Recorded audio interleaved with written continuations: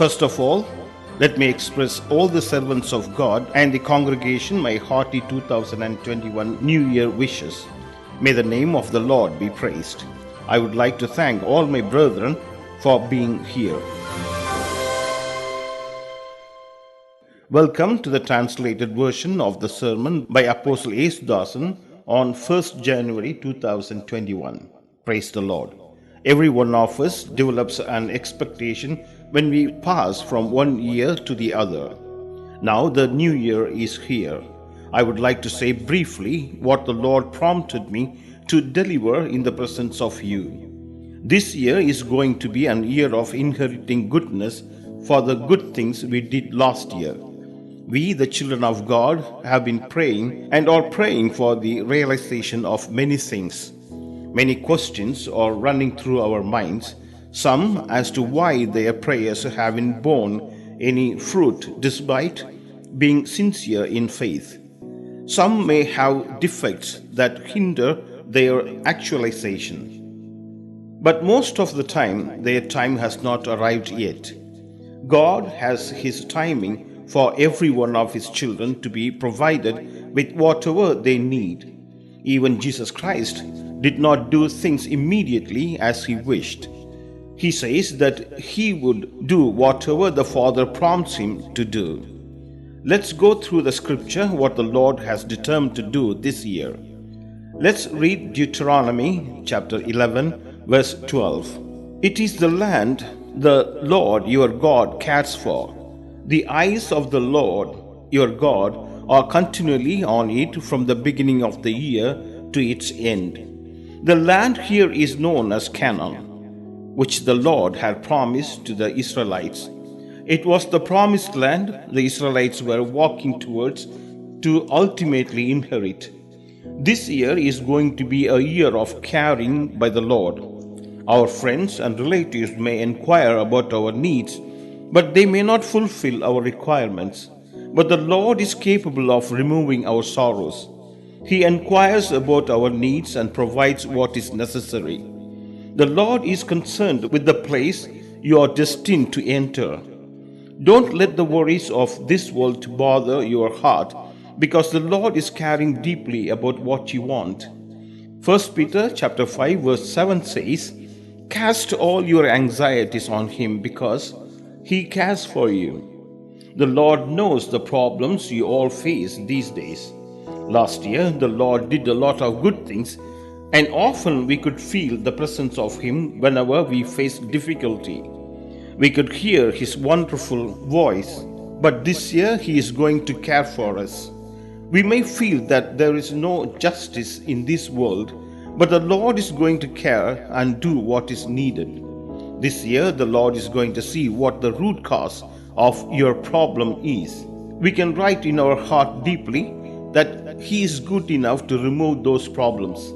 Philippians chapter 4 verse 6 says, "Don't worry about anything. Instead, pray about everything. Tell God what you need and thank Him for all He has done." Dear children, never let worry occupy your mind. Don't carry your old worries to enter into the new year.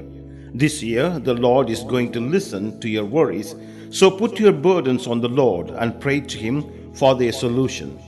The problems of this world spoil the peace given by the Lord. When we tell Him about them, we feel relieved.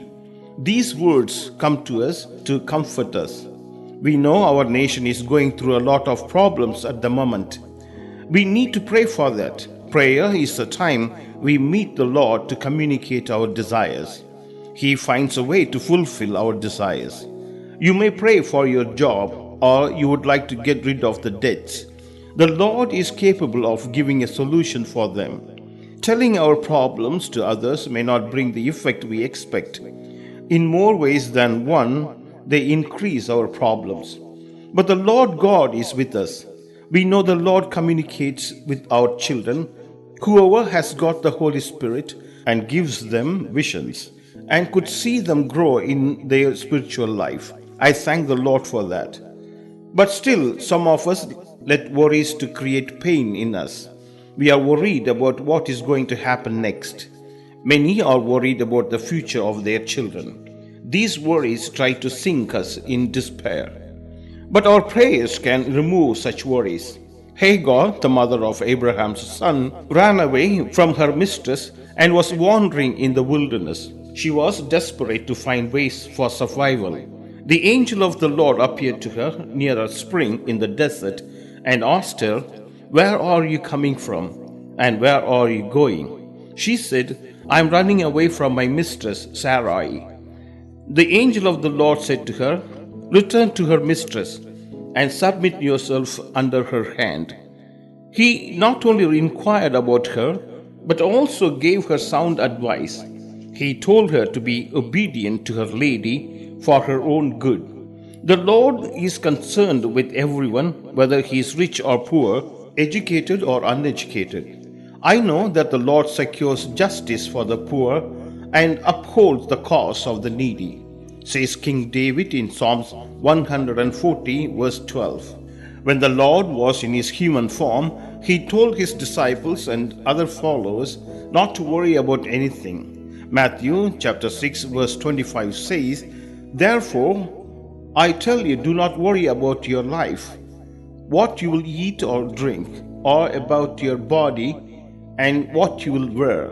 Is not life more important than food, and the body more important than clothes? Look at the birds of the air. They do not sow or reap or store away in barns, and yet your heavenly Father feeds them. Are you not much more valuable than they?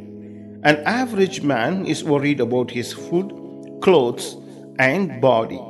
The Lord says not to worry about them because our life is more important to Him. He says, "Why do you worry about clothing? Consider the lilies of the field, how they grow. They neither toil nor spin. Yet Solomon in all his glory was not dressed as beautifully as they are." Dear children, we are made in the image of the Lord. And if the Lord dresses those flowers in such splendor, He is capable of dressing you better than that. Worry has the nature of fright in it. Doctors warn us that worry can destroy us. Whatever the problem may be, we should remind ourselves that we have our Lord. We can take care of it. Recently, our old faithful reminded me about the day when we were worried about the next meal for us and our children, when we were worried about the next meal for us and our children, and found out that somebody had used his vest to stuff rice and pushed it through the grill of the gate. That rice helped us to remove our hunger of that day. Till date, we do not know who did that. These are the wonderful ways the Lord takes care of His children. These are examples for why we should have faith in the Lord for His timely help.